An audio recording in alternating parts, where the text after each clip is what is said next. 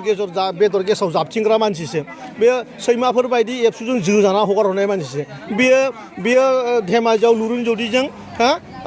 जोनानै होगारजानाय मानसिसो बेयो बिटिआरखौ सावनोसो फैदों गाबोन बिटिआराव जुदि माबा मोनसे खारनाव बिराद गन्डगल जायोबा गावजों गाव जुदि दाङाबाजि जायोबा बिनि पुरा दाया कास्टम बसुमतारीनि खारन कास्टम बसुमतारीया सिदा सादा मानसिफोरखौ अरण्य जायगायाव थांनानै हा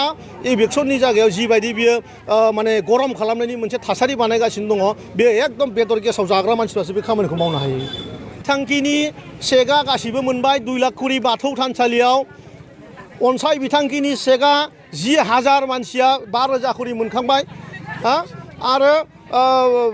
माइनाव सोरां बिथांखिनि 25,000 कुरि आत्महाय गटनो फार्स्ट इन्स्टलमेन्ट हिसाबै 3,800टा सेल्फ ग्रुपनो होखांबाय जानुवारि दानाव 6,000 सेल्फ हेल्प ग्रुपनो अनसाय माइनाव सोरां बिथांखि होनो थांगासिनो दङ मासनि आगोल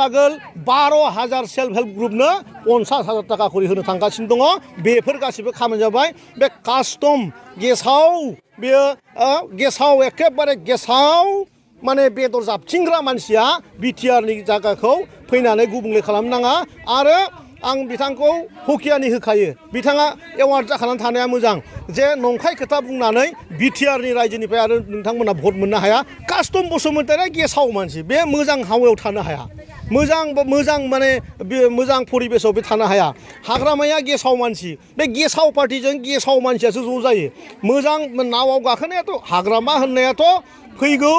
नैबे लकसभानि इलेक्सननि उनाव बे ओनसोलावनो खुनु बिपिएफ थालिया बे ओनसोलाव पुरा बिटिआर ओनसोलावनो लकसभानि उनावनो माने बिपिएफ होननायानो थालिया बेयाव गासिबो इउपिपिएल जानो थांगासिनो दङ बे खोथाखौ बिथांमोना मिथिना लाथों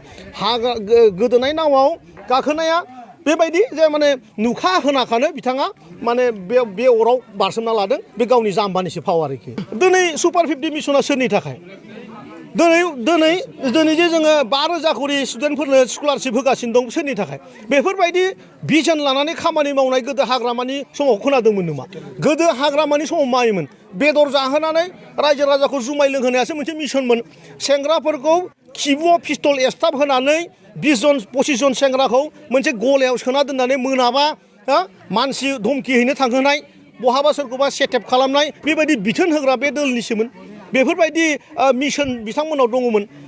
जोंनाव दिनैनि दिनाव मानसि समाजखौ मानसि बानायनो थाखाय जोंनाव बिथोन दङ आरो बे रोखोमजों जों 40टा माने बिथोन लानानै जोंहा खामानि मावदों बिपिएफनि दिनाव बिथोन होननाय शब्दआनो